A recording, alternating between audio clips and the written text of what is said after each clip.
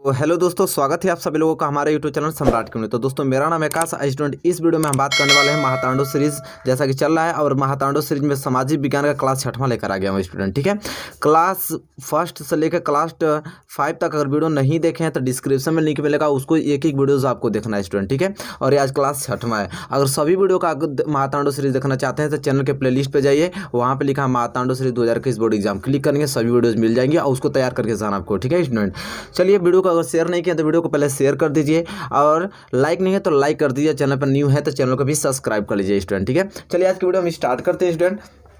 और सबसे पहले हम लोग देखेंगे महत्वपूर्ण बहुविकल्पीय प्रश्न है। ठीक है, और सबसे पहले महत्वपूर्ण बहुविकल्पीय प्रश्न, पहला प्रश्न आपकी स्क्रीन पे शो हो रहा है जैसा कि आप लोग देख रहे हैं। पहले आप लोग आंसर बताएंगे, इसके बाद मैं बताऊंगा। ठीक है, चलिए पहले मैं क्वेश्चंस पढ़ता हूं। ठीक है, सभी का आंसर सही आना चाहिए। देखिए क्वेश्चन पहला यह है कि नेपोलियन का संबंध किस देश से था। आप बताइए, क्वेश्चन जो नहीं आएगा तो खूब बोर्ड एग्जाम पास किया ना, इसका आंसर सबको आना चाहिए। नेपोलियन का संबंध किस देश से था?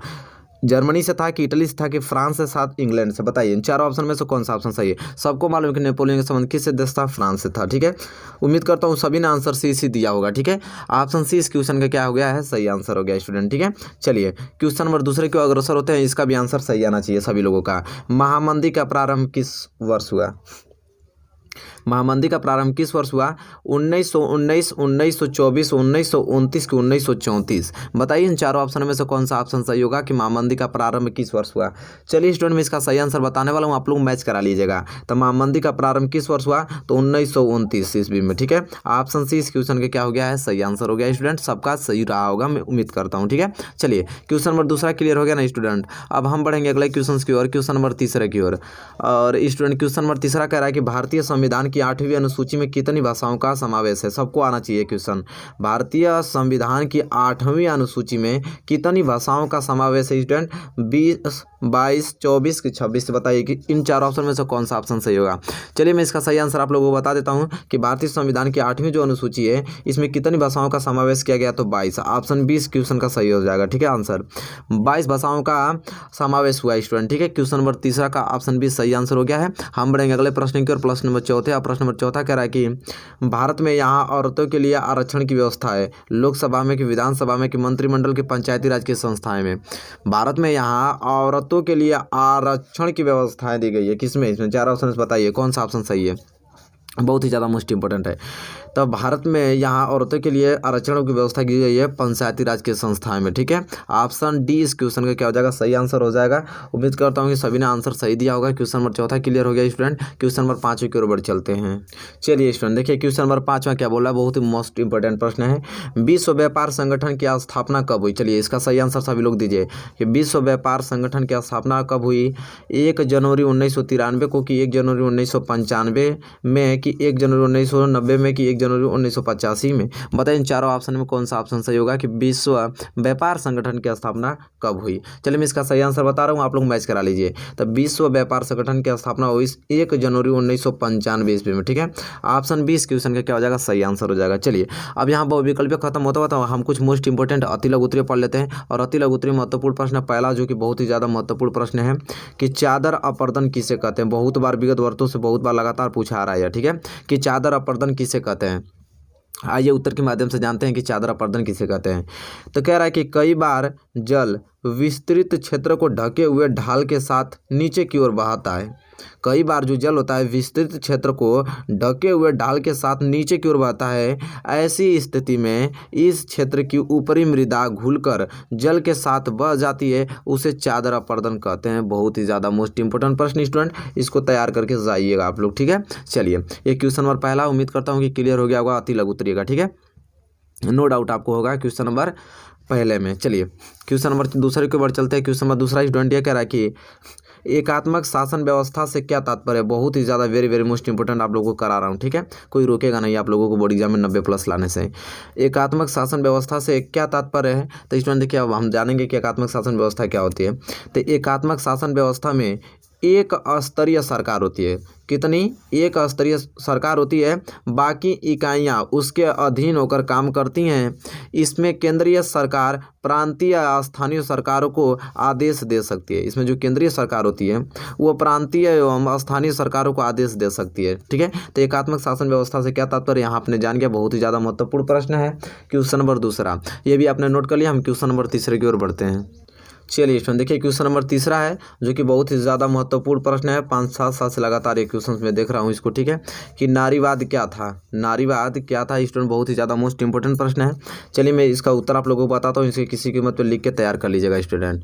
कह रहा है कि स्त्री पुरुष को सामाजिक आर्थिक एवं राजनीतिक समानता की सोच के आधार पर महिलाओं के अधिकारों और हितों का बोध नारीवाद है।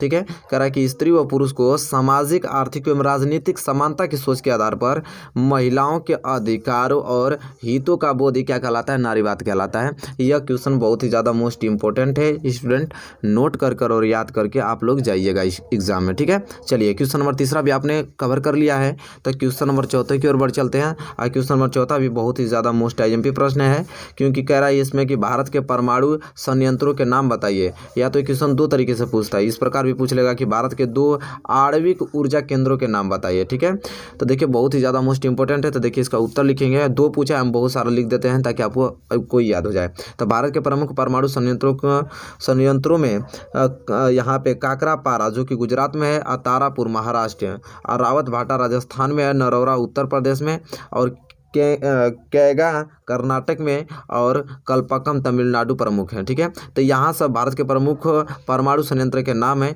जैसे पूछा है कि भारत के 2 आणविक ऊर्जा के नाम बताइए, तो यहाँ पे ये सब उपस्थित हैं। किस राज्य में वो भी लिख दिया हूँ, कहाँ पे है वो भी लिख दिया हूँ। ठीक है, आराम से याद कर लीजिएगा स्टूडेंट। क्वेश्चन नंबर चौथा, चलिए क्वेश्चन नंबर चौथा क्लियर हो गया। क्वेश्चन नंबर 5 की ओर बढ़ चलते हैं। और क्वेश्चन नंबर 5 देखिए बहुत ही ज़्यादा मोस्ट इंपॉर्टेंट, आप लोग भी जानते हैं कि यह प्रश्न कितना मोस्ट इंपॉर्टेंट है, कि लोकतांत्रिक व्यवस्था क्या है। बहुत ही ज़्यादा मोस्ट इंपॉर्टेंट प्रश्न है।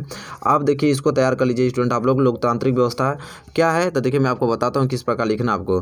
तो लिखना है कि यह एक ऐसी व्यवस्था है जिसके केंद्र में लोग हो, अर्थात लोगों के द्वारा बनाई सरकार जो लोगों के हितों के लिए काम करेगी तथा लोगों की इच्छा तक ही बनी रहेगी। लोकतांत्रिक सरकार मतलब जैसे हम लोग कोई सरकार बनाते हैं, जैसे हम लोग प्रधान मुख्यमंत्री, और यहाँ पे वो तो एमएलए द्वारा बनाया जाता है। जैसे हम लोग ग्राम प्रधान मान लीजिए, हम लोग वोट कर दिए। ठीक है, अच्छा वहाँ पे भी हम लोग ग्राम प्रधान कर दिए, और चाहे प्रधानमंत्री का चुनाव जो आता है उसको हम लोग वोट करके और उन्हें जिताते हैं, वो हमारे हित के लिए काम करते हैं। ठीक है, तो लोकतांत्रिक व्यवस्था के अंतर्गत आते हैं। ठीक है, वही कह रहा है कि जैसे कह रहा है यहाँ पे देखिए लोगों के द्वारा बनाई गई सरकार जो लोगों के हितों के लिए काम करेगी। तो हमारे द्वारा बनाई गई सरकार जो हमारे जो भी डिमांड होगा उस पर काम वो करेगी तथा लोगों की इच्छा तक की बनी रहेगी। जो भी हमें प्रॉब्लम होगी उसका वो सलूशन देता रहेगा। ठीक है, सरकार उसी को लोकतांत्रिक व्यवस्था कहते हैं स्टूडेंट। ठीक है, चलिए क्वेश्चन नंबर 5 क्लियर हो गया। तो यहाँ पे हमने देखा कि कुछ मोस्ट इंपॉर्टेंट हमने अति लघुत्तरीय देख लिया। अब हम लोग क्या देखेंगे, कुछ महत्वपूर्ण लघुत्तरीय महत्वपूर्ण प्रश्न देखेंगे जो कि बहुत ही ज़्यादा मोस्ट इंपॉर्टेंट है। तो चलिए लघुत्तरीय महत्वपूर्ण प्रश्न आपकी स्क्रीन पे शो हो रहे हैं, चलिए उसको भी हम लोग पढ़ लेते हैं। पहला प्रश्न आपको किसी कीमत पर करके जाना है। बहुत टाइम लगा इन सारे प्रश्नों को खोज के लिखने में कि कौन सबसे ज़्यादा मोस्ट इंपॉर्टेंट है। तो यह प्रश्न तैयार करके जाइएगा कि साइमन कमीशन की रिपोर्ट से कांग्रेस क्यों असंतुष्ट थी, कांग्रेस ने किस नीति की घोषणा की। बहुत ही ज़्यादा मोस्ट इंपॉर्टेंट प्रश्न है, इसको तैयार करके जाना आपको स्टूडेंट। ठीक है, चलिए मैं इसका उत्तर बताता हूँ कि साइमन कमीशन की रिपोर्ट से कांग्रेस क्यों असंतुष्ट थी और कांग्रेस ने किस नीति का घोषणा किया था। इस उत्तर में आपको मालूम चल जाएगा स्टूडेंट। ठीक है, चलिए उत्तर हम पढ़ते हैं। कह रहा है कि साइमन कमीशन में एक भी भारतीय सदस्य के शामिल नहीं के कारण, करेक्ट, जो साइमन कमीशन हुआ था इसमें एक भी भारतीय सदस्य शामिल नहीं हुए थे। वही करा शामिल नहीं के कारण कांग्रेस इसकी रिपोर्ट से असंतुष्ट थी। ठीक है, कांग्रेस ने पूर्ण स्वराज की नई नीति की घोषणा की। दिसंबर 1929 में जवाहरलाल नेहरू की अध्यक्षता में कांग्रेस के लाहौर अधिवेशन में पूर्ण स्वराज की मांग की औपचारिक रूप से मान लिया गया तथा तय किया गया कि 26 जनवरी 1930 को स्वतंत्रता दिवस के रूप में मनाया जाएगा और उस दिन लोग पूर्ण स्वराज के लिए संघर्ष की शपथ लेंगे? यह प्रश्न आपको किसी कीमत पे तैयार करके जाना, समझ रहे हैं, क्योंकि बहुत ही ज़्यादा मोस्ट इंपॉर्टेंट है यह। तो उम्मीद करता हूँ कि आपने इसे नोट कर लिया और ये भी उम्मीद करता हूँ कि आप इसे याद करके भी जाएंगे स्टूडेंट, ठीक है। किसी कीमत पे आपको जाना है इस क्वेश्चन को तैयार करके। चलिए, ये क्वेश्चन नंबर पहला था लघुत्तरी का, ये तैयार हो गया है। तो हम बढ़ेंगे दूसरे प्रश्न की ओर। और स्टूडेंट दूसरा प्रश्न जो कि बहुत ही ज़्यादा महत्वपूर्ण प्रश्न है, चलिए उसको हम लोग देख लेते हैं।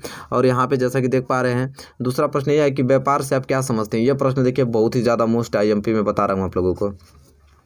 व्यापार से आप क्या समझते हैं, स्थानीय व अंतर्राष्ट्रीय व्यापार में अंतर स्पष्ट कीजिए। इससे क्वेश्चन फिक्स रहेगा आप लोगों का, ठीक है। चलिए मैं बताता हूँ। तो पहले हम उत्तर लिखेंगे कि राज्य व देशों के बीच विभिन्न वस्तुओं का आदान प्रदान व्यापार कहलाता है। राज्य व देशों के बीच विभिन्न वस्तुओं का जो आदान प्रदान व्यापार कहलाता है। स्थानीय व अंतर्राष्ट्रीय व्यापार में अंतर निम्नलिखित है। अब कौन कौन, सबसे पहले हम लोग जानेंगे अंतर्राष्ट्रीय व्यापार किसे कहते हैं। तो अंतर्राष्ट्रीय व्यापार यहाँ पे लिखेंगे आप लोग, हेडिंग लिखेंगे कि दो देशों के मध्य विभिन्न वस्तुओं के आदान प्रदान अंतर्राष्ट्रीय व्यापार कहलाता है। यह समुद्री, हवाई व स्थलीय मार्गों द्वारा हो सकती है। किसी देश के अंतर्राष्ट्रीय व्यापार की प्रगति उसके आर्थिक विकास व सूचक है। अब अंतर्राष्ट्रीय व्यापार आप लोग जान गए कि दो देशों के बीच होने वाले व्यापार को, अगर दो देश हैं, दो देशों अपने वस्तुओं का आदान प्रदान कर रही हैं तो व्यापार ही कहलाएगा। तो किसके अंतर्गत आएगा, अंतर्राष्ट्रीय व्यापार के। अगर दो देश, जैसे हमारा अगर भारत अगर चाइना के साथ व्यापार कर रहा है तो वह क्या कहलाएगा, अंतर्राष्ट्रीय व्यापार कहलाएगा। क्योंकि अब इसका क्या, समुद्री द्वारा, हवाई जहाज़ों द्वारा, स्थलीय मार्गों द्वारा वो क्या होता है, उसका आदान प्रदान किया जाता है। और दूसरा है स्थानीय व्यापार। अब स्थानीय व्यापार क्या होता है कि कह रहा, स्थानीय व्यापार उसे कहते हैं कि एक देश के अंदर विभिन्न वस्तुओं के आदान प्रदान स्थानीय व्यापार कहलाता है। स्थानीय व्यापार शहरों, कस्बों व गांव में होता है। तो समझ में आ गया आपको कि अंतर्राष्ट्रीय व्यापार दो देशों के मध्य होता है और स्थानीय व्यापार अपने, जैसे इंडिया में कई राज्य हैं, वो राज्य अगर आपस में करते हैं तो समझिए वो अब किसके अंतर्गत व्यापार आएगा, स्थानीय व्यापार के अंतर्गत आ जाएगा। तो उम्मीद करता हूँ कि क्वेश्चन नंबर दूसरा भी इसका क्लियर हो गया होगा। वहाँ तक लघुत्तरी भी आप लोगों ने बहुत अच्छे ढंग से क्लियर कर लिया। तो चलिए कुछ मोस्ट इंपॉर्टेंट हम दीर्घोत्तरी भी प्रश्न पढ़ लेते हैं। और इस वीडियो में आपको ये दीर्घोत्तरी प्रश्न तैयार करके जाना है, क्योंकि बहुत ही ज़्यादा महत्वपूर्ण प्रश्न है स्टूडेंट।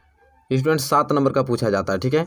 7 नंबर का बहुत ही ज़्यादा मोस्ट इंपॉर्टेंट है। तो चलिए पहले इसको हम आपको बता देता हूँ, पहले क्वेश्चन आप नोट कर लीजिए। कह रहा है कि वियना संधि क्या थी। वियना संधि क्या थी, इसके प्रमुख उद्देश्यों और व्यवस्थाओं का वर्णन कीजिए। या तो क्वेश्चन इस प्रकार भी पूछ लेता है कि वियना कांग्रेस सम्मेलन कब और कहाँ हुआ। बहुत ही ज़्यादा मोस्ट इंपॉर्टेंट है दीर्घोत्तरी प्रश्न, जो कि 7 नंबर का पूछता है, बहुत बार पूछा गया था। इसको याद कर लीजिए स्टूडेंट। चलिए उत्तर मैं आप लोगों को बताता हूँ। लिखिए उत्तर में इसको कि 1815 ईस्वी में ब्रिटेन, रूस, प्रसा और ऑस्ट्रिया जैसी यूरोपीय शक्तियों, जिन्होंने मिलकर नेपोलियन को हराया था, के प्रतिनिधि यूरोप के लिए एक समझौता तैयार करने के लिए वियना में मिले। इस सम्मेलन की मेज़बानी ऑस्ट्रिया के चांसलर ड्यूक मेटरनिख ने की, ठीक है। इस सम्मेलन की मेज़बानी कौन, ऑस्ट्रिया के चांसलर ड्यूक मेटरनिख ने की। इसमें प्रतिनिधियों ने 1815 ईस्वी की वियना संधि तैयार की, जिसका उद्देश्य उन सारे बदलावों को खत्म करना था जो नेपोलियन युद्धों के दौरान हुए थे। इस संधि की मुख्य व्यवस्थाएं निम्नलिखित थीं। कौन कौन? तो पहली व्यवस्थाएं लिखी है कि फ्रांसीसी क्रांति के दौरान हटाए गए बुर्बो वंश को सत्ता में बहाल किया गया और फ्रांस ने उन इलाकों को खो दिया जिन पर कब्जा उसने नेपोलियन के अधीन किया था। ये तो पहला आपका व्यवस्था हो गया इसकी। और दूसरा व्यवस्था यह था वहाँ पे कि फ्रांस की सीमाओं पर कई राज्य कायम कर दिया गया ताकि भविष्य में फ्रांस विस्तार न कर सके। और तीसरा यह है कि फ्रांस के उत्तर में नीदरलैंड का राज्य स्थापित किया गया, जिसमें बेल्जियम शामिल था, और दक्षिण में पीडमांट में जेनेवा जोड़ दिया गया, ठीक है स्टूडेंट। यहाँ पे तीसरा पॉइंट है। अब इस स्लिप में आपको चौथा पॉइंट मिलेगा, उसको नोट कीजिए। चौथा यह है कि प्रसा को उसकी पश्चिम सीमाओं पर महत्वपूर्ण नए इलाके दिए गए, जबकि ऑस्ट्रिया को उत्तरी इटली का नियंत्रण सौंपा गया। और पांचवा यह पॉइंट है कि नेपोलियन ने 39 राज्यों को जो जर्मन महासंघ स्थापित किया था उसे बरकरार रखा गया। और छठवां पॉइंट में कि पूर्व में रूस को पोलैंड का एक हिस्सा बना दिया गया, जबकि प्रसा को मैक्सनी का एक हिस्सा प्रदान किया गया। और लास्ट आपका पॉइंट 7वां यहाँ आंसर क्लोज कर सकते हैं आप कि इन सबका मुख्य उद्देश्य उन राज्यतंत्रों की बहाली था जिन्हें नेपोलियन ने बर्खास्त कर दिया था। साथ ही यूरोप में एक नई रूढ़िवादी व्यवस्था कायम करने का लक्ष्य भी था। तो ये 7 नंबर का पूछा जाता है तो जाहिर सी बात आपको दो पन्ना 3 पन्ना तो लिखो ही करेगा, ठीक है, तभी तो 7 नंबर आपको देगा। तो ये दीर्घ उत्तरीय महत्वपूर्ण प्रश्न है, मैं सोल्यूशन के साथ भी आपको दे रहा हूँ, ठीक है, नो डाउट आपको होगा। तो देखिए स्टूडेंट, इस वीडियो में इतना मैंने मोस्ट इंपोर्टेंट क्वेश्चन महातांडव सीरीज ये क्लास 6वां था और क्लास 1 से लेकर क्लास 5 तक नहीं देखें सामाजिक विज्ञान का तो डिस्क्रिप्शन में लिंक मिलेगा, वहाँ से जरूर देख लीजिएगा उसको, ठीक है, क्योंकि एक भी आपको क्लासेस मिस नहीं करनी है महातांडव सीरीज की, ठीक है। चलिए बताइए वीडियो आपको कैसी लगी स्टूडेंट। वीडियो आपको अच्छी लगी हो तो प्लीज़ लाइक कीजिए और चैनल पर नए है तो प्लीज़ चैनल को भी सब्सक्राइब कर लीजिए, बेल आइकन को भी प्रेस कर लीजिए और वीडियो को शेयर करना तो भूलना नहीं है, ठीक है आप लोगों को। चलिए मिलेंगे आपसे नेक्स्ट वीडियो में, तब तक के लिए दोस्तों धन्यवाद। अपनी पढ़ाई कंटिन्यूटी रखे रहिए।